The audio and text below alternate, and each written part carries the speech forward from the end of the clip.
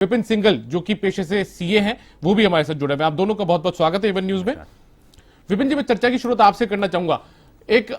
आप एक सीए हैं और काफी चीजों को आप नजदीक से देखते हैं बजट को लेकर, तो आप क्या कुछ सोचते हैं, क्या कुछ उम्मीदें आप मानते हैं कि उसे बजट में ये जो रिप्लाई मुख्यमंत्री देंगे इसमें करेंगे मुख्यमंत्री घोषणा? सर बजट तो वैसे मुख्यमंत्री जी 10 फरवरी को ही घोषणा कर चुके हैं। अब तो इनको बजट का क्रियान्वयन करने के लिए आगे योजनाएं बनानी है। और इस जो भी इन्होंने बजट मुख्यमंत्री जी ने 10 फरवरी को दिया, उसमें सभी वर्गों का ध्यान रखा गया, चाहे महिला वर्ग है, चाहे किसान वर्ग है, चाहे युवा वर्ग है, चाहे औद्योगिक विकास है। कहीं ना कहीं उन्होंने अपने पिटारे में से किसी ना किसी को कोई ना कोई सौगातें दी है। लेकिन ये देखने वाली बात है कि इन घोषणाओं का क्रियान्वयन होना बहुत ज्यादा जरूरी है। यदि ये क्रियान्वित होती हैं तो नो डाउट हम सभी वर्ग इससे लाभान्वित होंगे। आज बजट का रिप्लाई देंगे तो उसमें भी काफी कुछ घोषणाएं जो पूरी होनी है उसमें करेंगे मुख्यमंत्री। तो आपको क्या लगता है, क्या कुछ और नया होना चाहिए इस रिप्लाई के दौरान? बिल्कुल बिल्कुल सर, बिल्कुल करेंगे मुख्यमंत्री जी, क्योंकि अभी ये जो घोषणाएं करी हैं, इसके अलावा भी कुछ घोषणाएं जो बाद में व्यापारी वर्ग की तरफ से भी आई, किसानों की वर्ग की तरफ से भी आई, और ये विधानसभा के बजट में, ये विधानसभा बहस में भी बहुत सारी लोगों ने, विधायकों ने भी कहा कि साहब आपने ये नहीं किया। तो हो सकता है कि 4 बजे जो भी मुख्यमंत्री जी अपना बजट के भाषण देंगे उसमें और भी नई घोषणाएं वो कर सकते हैं। चलिए शैलेंद्र जी का रुख करते। शैलेंद्र जी, मैं आपसे जानना चाहता हूं क्या कुछ था जो नहीं मिल पाया बजट के दौरान और आज रिप्लाई के दौरान मिलना चाहिए?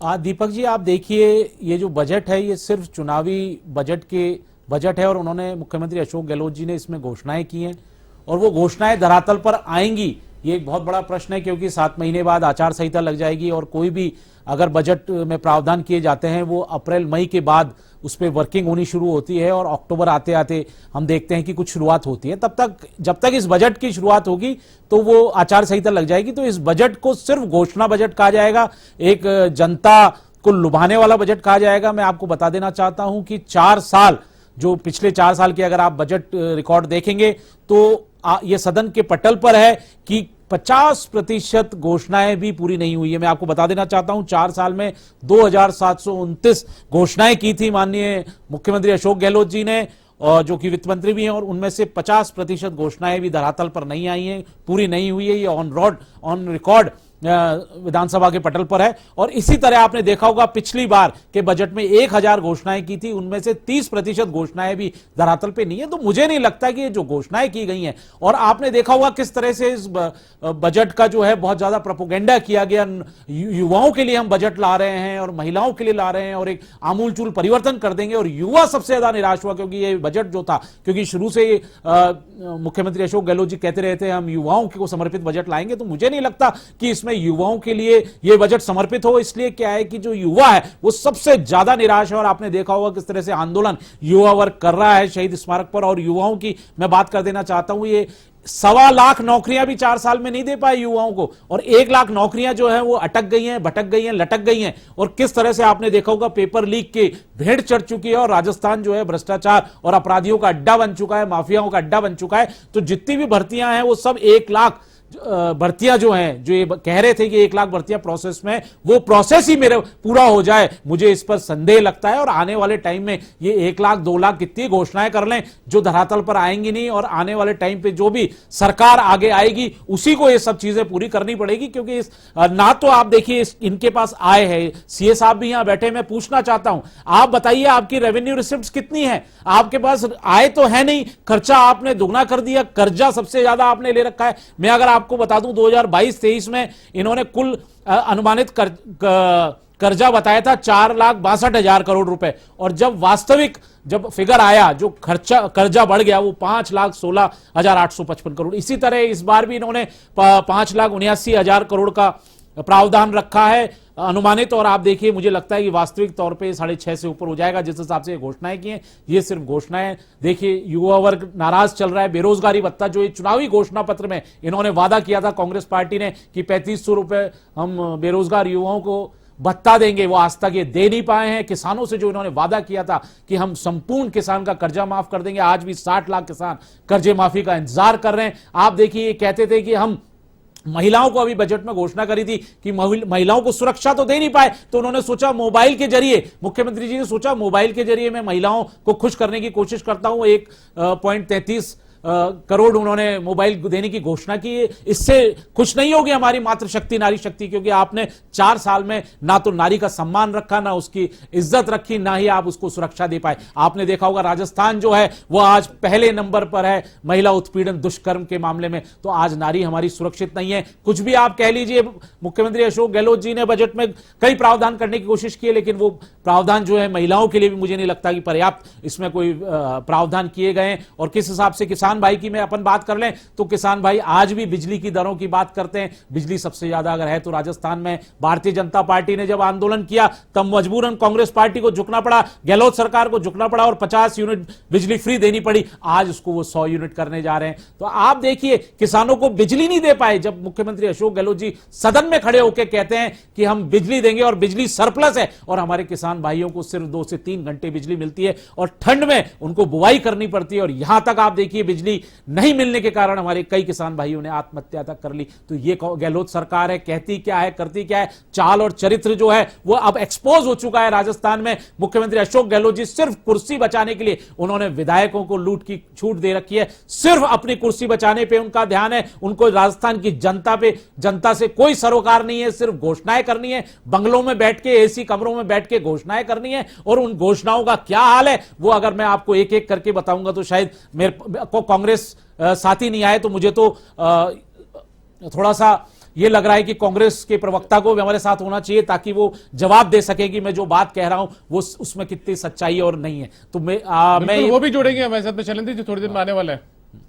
तो मैं आपको यही बता देना चाहता हूं कि इन्होंने घोषणा पत्र में जो घोषणाएं की थी, चुनावी घोषणा पत्र में, उन घोषणाओं को पूरा भी नहीं कर पाए। मैंने आपको बताया 50% घोषणाएं भी पूरी नहीं है, धरातल पर नहीं है। एक भी योजना बता दे जो 2018 के बाद से घोषणा की है और उसको पूरी हुई हो, कोई भी ऐसी घोषणा मुझे बता दे। मुझे याद नहीं आती कि कोई भी ऐसी घोषणा है। तो ऐसी तमाम बातें हैं। कुछ बजट में अच्छी चीजें हैं, ठीक है, आपने मानवता को दिखाया है, संवेदना आपने व्यक्त की है, लेकिन मानवता संवेदना के अलावा ये राज्य जो चलता है वो चलता है राजस्व से। आपके पास पैसा है नहीं, आप बेहताशा घोषणाएं करते जा रहे हैं, कर्ज लिए जा रहे हैं। तो मुझे दीपक जी ये बात लग रही है, यहां ये बात चारवाक के जो एक फिलॉसफी है उसकी बात प्रासंगिक लगती है कि कर्ज लो घी पियो, कर्ज लो मौज करो। तो वो हालत गहलोत सरकार छोड़ते जाएगी राजस्थान वाली बात चारवाक दर्शन की। जी बिल्कुल। तो यहां पर कांग्रेस का साफ तौर पर आरोप यह है कि जो बजट की घोषणा है वो तो कर दी गई, लेकिन इसे पूरा कैसे किया जाएगा, पुरानी बजट की घोषणाओं को भी पूरा नहीं किया गया है। हम एक बार आपको ले चलते हैं राजस्थान विधानसभा, जहां पर राजस्थान विधानसभा में जो संबोधन है वो चल रहा है। कितनी घटी है, हमारा खुद का समाज का आईना वो अपने आप बता देगा उस पशु आहार के अंदर कितनी घटोती हुई है। और वो किसके कारण हुई कि जितनी दुधारू गाय थी हमारी खुद की, वो दुधारू गाय कि हम लोगों के बीच में अंदर उनकी मौत हुई, उसके कारण ही होगी। सभापति महोदय, हम लोगों को सबको सामूहिक तौर पर सोचना पड़ेगा कि क्या गाय सिर्फ पूजन से पलेगी या गाय पालन से पलेगी। यह फैसला हम लोगों को लेना पड़ेगा। सदन के माध्यम से मैं पूरे राजस्थान के लोगों को कहना चाहता हूं, इस गाय के ऊपर हम लोगों ने बहुत सियासत कर ली, गाय के ऊपर हम लोगों ने बहुत विवाद किए कि हम लोगों ने गौ पालन छोड़कर गौ पूजन शुरू कर लिया। और लंपी के अंदर जो गोवंश की मौत हुई है उसका मुआवजा 40,000 रुपए राजस्थान सरकार दे रही। मैं तहे दिल से राजस्थान सरकार को धन्यवाद देना चाहता हूं। ये सब तहे दिल से दे रहा हूं राजेंद्र राठौड़ जी, ये नहीं कि मजबूरन दे रहा हूं। यहां बैठा हूं वो भी तहे दिल से ही बैठा हूं, और ऊपर जाऊंगा इस मिट्टी में मिलूंगा उस वक्त भी यहीं बैठा रहूंगा। इसके अलावा कभी भी जैन में सोचूंगा भी नहीं, इधर से उधर नहीं होगा। जिस विचारधारा में पैदा हुआ हूं उसी विचारधारा के अंदर खत्म होऊंगा। मैं रिकॉर्ड के अंदर ये बात आपको साझा करना चाहता हूं। सभापति महोदय, इन बड़े लोगों को नहीं पता कि ढाणिया में बसने वाले राजस्व गांव और इस ढाणिया के अंदर जो 500 की आबादी तक की हम लोगों के यहाँ रोड के कनेक्टिविटी का फैसला हुआ था। 2011 तक के वो 500 का जगह 250 का जो फैसला किया गया, मैं तमाम ढाणियों में रहने वाले लोगों की तरफ से तहे दिल से धन्यवाद देना चाहता हूं जाटव साहब आपको और राजस्थान सरकार। उसके अलावा उसके अलावा एक क्या हो रहा है ये माननीय सदस्य? उसके अलावा वीरता बढ़ते हैं। एक और फैसला लिया गया है 2011 के बाद में जो नव सर्जित राजस्व गांव हैं उसके अंदर 500 से ज्यादा आबादी वाले गांवों को भी सड़क से जोड़ा जाए। सभापति महोदय, आपके माध्यम से सरकार से मेरा निवेदन है कि हम लोगों के ये प्रावधान लगातार ये नहीं है रेगिस्तानी इलाका और ट्राइबल इलाके के अंदर, तो ये 250 की व्यवस्था, ये फैसला पीडब्ल्यूडी डिपार्टमेंट हम लोगों को देकर और ढाणियों में रहने वालों के लिए आप राहत पहुंचा। 250 नहीं दे सकते तो 350 दे दो, अगले वर्ष वापस 250 कर लेना, यह आपसे मेरा तहे दिल से गुजारिश है। सभापति महोदय, आज राजस्थान के अंदर कितने लोग बिना बिजली के रह रहे हैं, जिनके ढाणियों और घरों के अंदर बिजली नहीं है। क्या हम लोगों का कर्तव्य नहीं बनता है कि हम लोगों की सबसे पहली प्राथमिकता उन परिवारों की होनी चाहिए जिनके घरों के अंदर ढाणियों के अंदर बिजली नहीं है। सभापति महोदय, मेरे खुद का जिले बाड़मेर के अंदर आज भी 41,000। तो आप सुन रहे थे पूर्व राजस्व मंत्री हरीश चौधरी को, जो विधानसभा में कुछ बोल रहे थे, अपनी बातें रख रहे थे, और लगातार हमारी चर्चा जो कि जारी है, बजट पर मुख्यमंत्री अपना रिप्लाई देंगे, उसी को लेकर हमारे साथ में 3 खास मेहमान जुड़े हुए हैं। राजेंद्र आर्य जो कि कांग्रेस से हैं, वो भी हमारे साथ जुड़ गए। इसके अलावा शैलेंद्र दाभाई और विपिन सिंघल जी जो सीए हैं, और शैलेंद्र जी बीजेपी के नेता हैं। मैं आपसे शुरू करना चाहूंगा राजेंद्र जी, कुछ देर में मुख्यमंत्री बजट पर रिप्लाई देंगे, नई घोषणाओं की भी उम्मीदें लोग लगाए बैठे हैं, क्या कुछ घोषणा मुख्यमंत्री कर सकते हैं या क्या कुछ होनी चाहिए, आपको क्या लगता है? देखिए, मतलब जहाँ तक 2023-24 के बजट की बात है, तो मेरे ख्याल से इस बजट को लेकर पूरे देश के अंदर चर्चा हो रही है कि वास्तव में एक लोक कल्याणकारी सरकार का बजट क्या होता है, कैसा होता है। क्योंकि हमने जैसा केंद्र सरकार का भी 2023-24 का बजट देखा, जिसमें तमाम चीज़ों में कटौती थी, महंगाई को नियंत्रण का कोई प्लान नहीं था, रोजगार के लिए कोई प्लान नहीं था, और जो सरकार की योजनाएं थी, चाहे रोजगार से जुड़ी हुई हो, ग्रामीण रोजगार से जुड़ी हुई हो, स्किल से जुड़ी हुई योजना हो, चाहे स्वास्थ्य सेवाओं के बजट को घटाने की बात हो, तो ये तमाम बातें थी। उसके उलट राजस्थान की सरकार ने एक बहुत ही बढ़िया बजट पेश किया, और आपने देखा होगा कि भाजपा के विधायक भी अपने क्षेत्रों में काम होने से इतने ज्यादा प्रसन्न है कि उन्होंने भी इस बजट की प्रशंसा की है। तो एक अच्छी बात है कि और माननीय मुख्यमंत्री जी ने पूरे मतलब जो प्रदेश के 200 विधानसभाएं, उन सभी विधानसभाओं में जो अतिरिक्त बजट दिया, और आपको यहां बताते हुए हमें बड़ा गर्व होता है कि माननीय मुख्यमंत्री जी का विजन था कि जितना केंद्र में सांसद को बजट मिलता है, उतना बजट आज विधायक को मिलता है। तो आप सोचिए कि भाई इस तरीके का विजन सिर्फ और सिर्फ माननीय मुख्यमंत्री ही दे सकते हैं, कांग्रेस की सरकार ही दे सकती है। हर तबका, मतलब चाहे गरीब महिलाओं से लेके और एलिट क्लास तक भी आप देखेंगे, चाहे एमएसएमई के अंदर हो, स्टार्टअप्स के अंदर हो, जो रिप्स की जो पॉलिसी आई है उसके अंदर बीमारू जो हमारी इकाइयां थी, उन इकाइयों को उठाने के लिए जिस तरीके का एक विजन दिया गया, मतलब बुजुर्गों को जो अपने बच्चों को गिफ्ट देते हैं उसके ऊपर, फिर आप देखिए पूरे के पूरे जो आपका रजिस्ट्री होती है उसके ऊपर छूट, तमाम तरीके की, मतलब मेरे ख्याल से आज अगर हम मतलब एक लेंस लेके भी बैठे ना, तो शायद हम कोई ऐसा सेक्टर नहीं ढूंढ पाएंगे जिसमें माननीय मुख्यमंत्री जी ने कोई घोषणा नहीं की है, कोई उस काम को नहीं किया हो। राजेंद्र जी, अभी आप कह रहे हैं कि हर तबका है उसको एक तरीके से उस तक पहुंच बनाने की कोशिश मुख्यमंत्री ने अपने बजट के जरिए की है। अभी आप नहीं पहुंचे थे, उससे पहले हमारी लगातार चर्चा जारी थी। शैलेंद्र जी का कहना यह था कि चारवाक दर्शन जो है ना, उसकी तरह आप लोग काम कर रहे हैं, उधार लेकर घी पीने की आदत पड़ चुकी है, पैसा है नहीं लेकिन घोषणाएं मतलब काफी कुछ कर दिया आप लोगों ने। देखिए, जहां तक मेरे ख्याल से शैलेंद्र जी वकील हैं और इनको शायद इन चीजों का पता भी होना चाहिए कि राजस्थान सरकार ने रिजर्व बैंक की गाइडलाइन के अनुसार ही कर्ज लिया है, और वो कर्ज इतना ज्यादा नहीं है।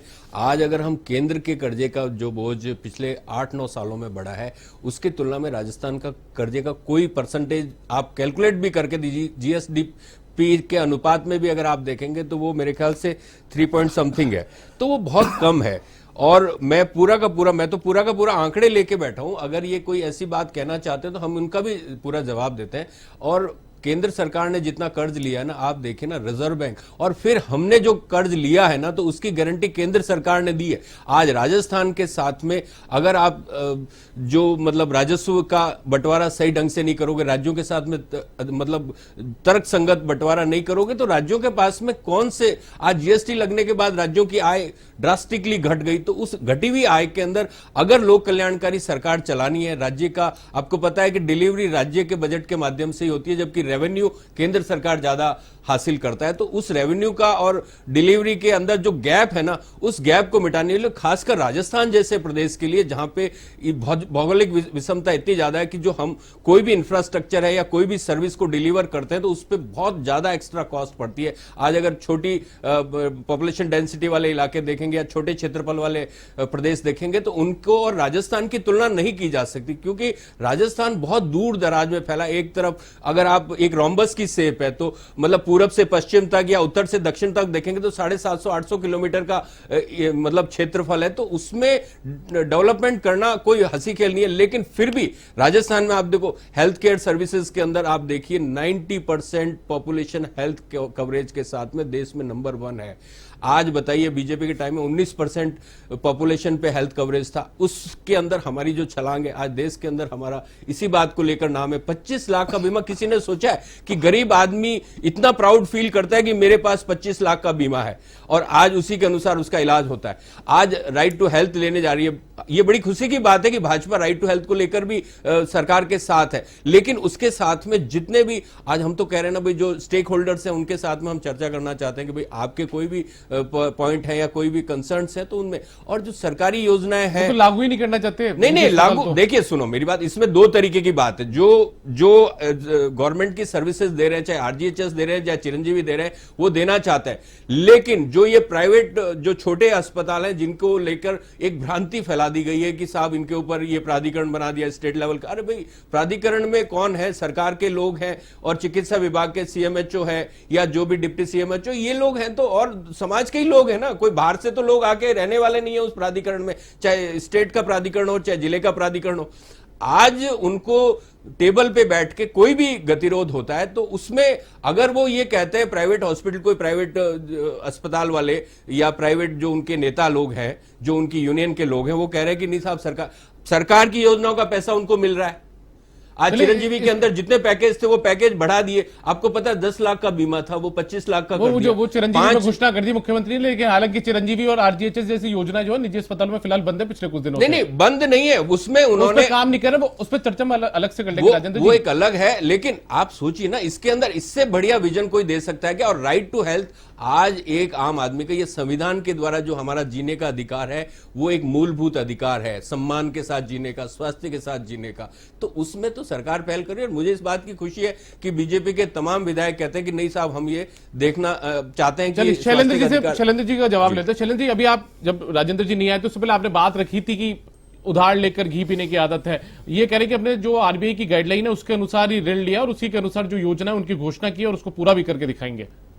देखिए, मैं इनको पहले तो ये याद दिला देना चाहता हूं, इन्होंने कहा था कि मुख्यमंत्री अशोक गहलोत जी की इस बजट पर पूरे हिंदुस्तान में चर्चा हो रही है। निश्चित तौर पर हो रही है, क्योंकि वो ऐसे मुख्यमंत्री के तौर पर उनकी चर्चा हो रही है जिनको यही नहीं पता था कि मैं पुराना बजट पढ़ रहा हूं या इस साल का बजट पेश कर रहा हूं। तो बिल्कुल आपने देखा होगा पूरे इस बार ऑनलाइन पूरी जगह, चाहे वो छात्र वर्ग हो हमारा, चाहे किसान वर्ग हो, महिला वर्ग हो, एक आम जनता में ये मैसेज गया कि जो मानसिक रूप से कमजोर व्यक्ति है और बजट का उनको यही नहीं पता, अपना होमवर्क पूरा करके नहीं आए और पुराने बजट को पढ़ने लगे, तो निश्चित तौर पर उसकी चर्चा पूरे हिंदुस्तान में हुई और उसमें कोई बात नहीं है। और बिल्कुल सही भी है, एक स्वाभाविक सी बात है। देखिए, मुख्यमंत्री अशोक गहलोत जी 4 साल से कांग्रेस पार्टी में इतनी अंदरूनी लड़ाइयां चल रही हैं, खींचतान है। आप देखिए किस तरह से उन्होंने आला कमान को आंख दिखा दी, फिर माफी मांगी, और आज भी देखिए किस तरह से हालात राजस्थान में बने हुए हैं। आपस में जो कांग्रेस पार्टी है वो पूरी तरह से बिखरी हुई है, खींचतान है, और अपनी कुर्सी बचाने के लिए ये गलतियां होना स्वाभाविक है, ये कोई बात नहीं है। उसके लिए उन्होंने सदन में माफी भी मांगी थी। नहीं, ठीक है, माफी भी मांगी थी। अब आगे बात करता हूं, मैं तो अपन बजट पे आ रहे हैं। जब इन्होंने कहा तो मैंने कहा बिल्कुल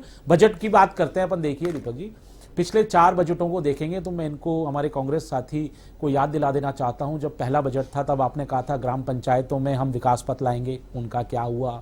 आपने कहा था हम वो गौशालाएं खोलेंगे, नंदी गौशालाएं खोलेंगे, उन नंदी गौशालाओं का क्या हुआ? आप मुझे बताइए। आज आपने घोषणाएं कर दी कि हम अंग्रेजी मीडियम स्कूल खोल रहे हैं और आपके पास इंफ्रास्ट्रक्चर नहीं है, आप अध्यापक नियुक्त नहीं कर पाए, आपने हिंदी मीडियम में ही इंग्लिश मीडियम खोल दिया और सिस्टम को एक तरह से चरमरा गया कि हिंदी मीडियम वाले भी प्रॉपर नहीं पढ़ा पा रहे और अंग्रेजी मीडियम का तो आपका इंफ्रास्ट्रक्चर ही नहीं है, टीचर्स ही नहीं है, तो ये सिर्फ घोषणा रह गई है। आपने देखा होगा किस तरह से इन्होंने कहा था कि भाई युवाओं को हम सबसे ज्यादा रोजगार देंगे, और आज भी युवा जो है वो रो रहा है कि बजट हम उनको समर्पित था, और यही नहीं पता कि वो युवा ढूंढ रहा है। इस बजट में पूछना चाहता हूं माननीय हमारे कांग्रेस प्रवक्ता से, भाई युवाओं को बताइए तो सही, इस बजट में क्या मिला युवाओं को जो वो इतना नाराज है, वो या खुश कर दिया आपने? मुझे बताइए। युवा बोर्ड बना दिया 500 करोड़ का, जो पता नहीं कितने साल बाद उसका इंप्लीमेंट करेंगे, क्योंकि 6-8 महीने बाद तो आचार संहिता लग जाएगी। और ये सही बात रही कि कोई भी बजट की घोषणा जो है 6 महीने से पहले शुरू नहीं होती है, और 6 महीने बाद तो इस बजट का कोई उपयोग ही नहीं है, सिर्फ ये चुनावी बजट है। मैं इनको बता देना चाहता हूं, आपने कहा था महिलाओं को 1,33,00,000 मोबाइल देंगे, वो कहां दिया आपने? महिलाओं की सुरक्षा आप कर नहीं पाए, खुश करने की ये कोशिश करते हैं। बिजली की दर अगर सबसे ज्यादा है तो राजस्थान में किसानों को बिजली दे नहीं पाए, खाद ये दे नहीं पाए, किसान खाद मांगते थे तो डंडे इनको मारे जाते थे किसान भाइयों को। तो क्या हालात इन्होंने राजस्थान में कर रखी थी, और ये कह रहे हैं कि हम बहुत अच्छी बात करें। अभी मैं सुन रहा था जो इन्हीं के पूर्व मंत्री हैं, राजस्व मंत्री रहे, विधायक हैं, वो खुद कह रहे थे कि लंपी में 40,000 पर गाय का इन्होंने घोषणा की है। तब आपको कहां चले गए थे जब पशुधन हमारा मृत्यु कालकलवित हो रहा था? आप बताइए, जब उनमें बीमारी इतनी जबरदस्त फैली तब तो शासन सो रहा था, प्रशासन सो रहा था, तब आप वैक्सीन दे नहीं पाए, कंपाउंडर नियुक्त कर नहीं पाए, आप डॉक्टर्स नियुक्त कर नहीं पाए। आज सिर्फ उस पर्दे को डालने के लिए कि हमने इतनी घोर लापरवाही की वजह से हमारे गौ माता जो है वो काल कलवित हो गई और गौवंश जो है वो खत्म हो गया। जो केंद्र ने वैक्सीन भेजी, उन वैक्सीन को भी पूरी तरह से नहीं लगा पाए। आज सिर्फ लीपापोती कर रहे हैं। और मुझे बताइए, 40,000 जो उन्होंने पर गाय की घोषणा की है, उनका रिकॉर्ड कहां है? आप रिकॉर्ड तो रखिए विधानसभा में कि इतनी गायें जो थी, ये इतने पशुधन जो थे वो कालकलवित हो गए। कहां है रिकॉर्ड? जिले वाइज, तहसील वाइज कोई रिकॉर्ड नहीं है, सिर्फ घोषणाएं। और आप देखिए किस तरह से इस घोषणा का दुरुपयोग होगा और क्या हालात होंगे। सिर्फ बिना आंकड़ों की घोषणाएं कर देते हैं, कोई होमवर्क नहीं। ओपीएस पे देखिए, कर्मचारी आंदोलन कर रहे हैं, कर्मचारी कह रहे हैं इस बजट में हमको कुछ नहीं मिला। आज भी वो कह रहे हैं कि हम इतना बड़ा आंदोलन करेंगे, पूरा राजस्थान देखेगा। तो निश्चित तौर पर आप कह रहे हो सारे वर्ग को कुछ कर दिया। कर्मचारी नाराज, युवा वर्ग नाराज, महिलाओं को सुरक्षा दे नहीं पाए, हमारी गौ माता है उसको आपने उस समय जब संभालना था कर नहीं पाए, अब सिर्फ लीपापोती का काम चल रहा है। तो ये सिर्फ एक चुनावी घोषणा पत्र है, इसके अलावा कुछ नहीं है। तो बिल्कुल कांग्रेस का आरोप ये है, कांग्रेस का कहना यह है कि बजट में काफी कुछ मिला है, जबकि बीजेपी का आरोप यह है कि बजट सिर्फ घोषणाओं का पिटा रहा है। सिंगल जी जुड़े हुए हैं जो कि पेशे से सीए हैं। विपिन जी, हमारे साथ 2 खास मेहमान जुड़े हुए हैं बीजेपी और कांग्रेस से। आप सीए हैं, आपकी भी बजट पर काफी पकड़ है, आप क्या कुछ सवाल करना चाहेंगे इनसे? मैं राजेंद्र जी से सवाल करना चाहूंगा सर जी। सर, जिस तरीके से इस बजट में मुख्यमंत्री जी ने जो थीम थी बजट की, वो थी बढ़त, राहत और बचत। इन तीनों चीजों का ध्यान रख के ही इन्होंने बजट को घोषित किया। मैं पूछना चाहूंगा कि ये 19,000 करोड़ रुपए का जो आर्थिक पैकेज दिया है सरकार ने इस बजट में, इसकी भरपाई हम कहां से करेंगे?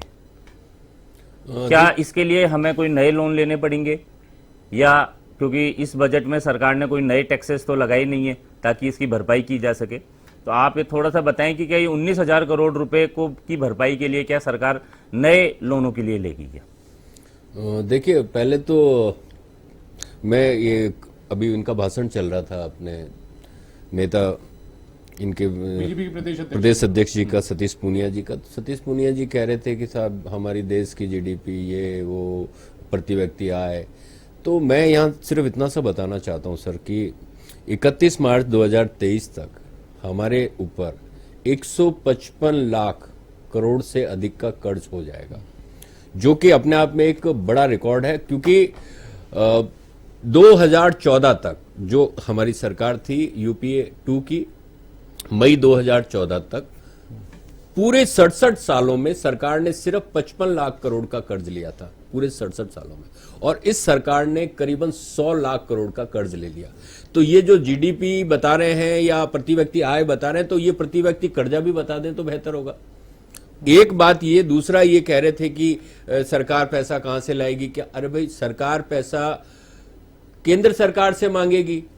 केंद्र का जो बजट आया उसके अंदर महंगाई को नियंत्रण करने का कोई मैकेनिज्म नहीं था। मैं अभी जस्ट देख रहा था एक रिपोर्ट जिसमें जो उज्ज्वला योजना थी ना, उसका बजट भी सरकार ने आधा कर दिया।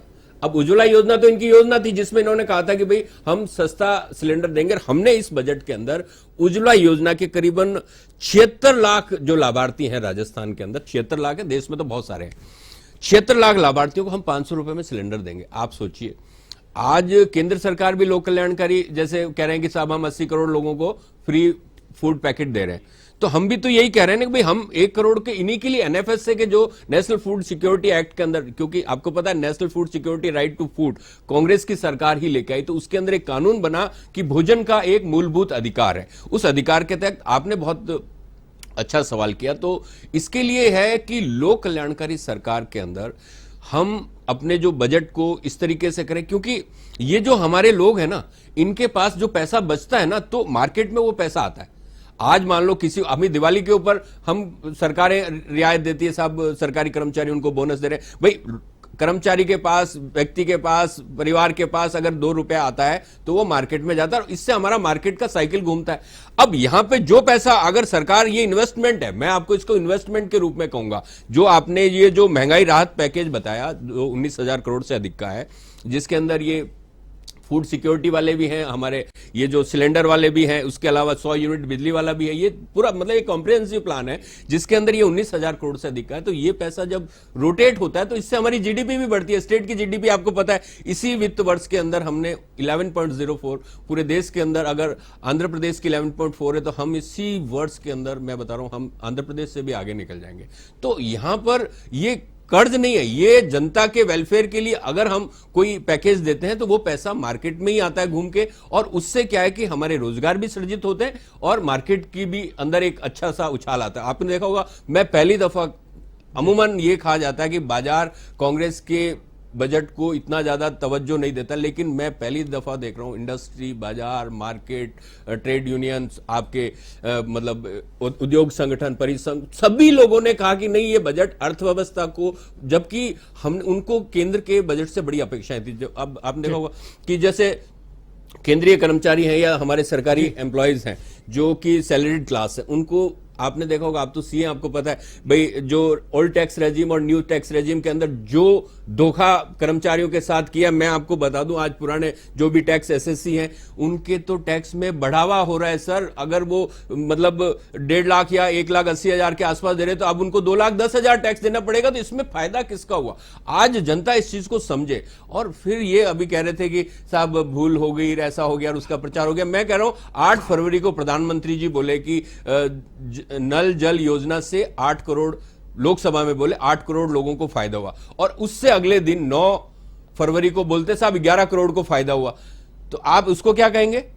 उसको क्या कहेंगे? सुनिए, नहीं आप बोलिए मत, बोलिए मत, बोलिए मत, बोलिए मत, बोलिए मत, वो संशोधित हो सकती है, लेकिन घोर लापरवाही हो, आप जिस इंपॉर्टेंट डॉक्यूमेंट को राजस्थान की जनता के सामने पेश करना चाहते हैं और उसकी आप तैयारी करके नहीं आए। ये तो 5वीं 10वीं क्लास का बच्चा भी अगर पहले कल स्कूल जाएगा तो पूरी किताबें रखेगा कि जो सब्जेक्ट मेरे को बोलना है, पढ़ना है, उसकी मैं लेके जाऊं। मैं ये कह रहा हूं तो घोर लापरवाही थी ये, चाहे वो आपके मुख्यमंत्री अशोक गहलोत जी की हो, चाहे प्रशासनिक अधिकारियों की हो, कि आपने एक लोकतंत्र में माहौल बना दिया पूरे राजस्थान में। बिल्कुल सही है, आपकी इस बजट की चर्चा पूरे हिंदुस्तान में हुई है कि किस तरह के मुख्यमंत्री जी हैं कि जो अपने बजट को नहीं समझ पा रहे हैं कि मैं पिछले साल का बजट पढ़ रहा हूं या इस साल का बजट पढ़ना है मुझे। तो ये निश्चित तौर पे उनकी मानसिक दुर्बलता को दिखाता है। चलिए शैलेंद्र जी, राजेंद्र जी और विपिन जी, आप तीनों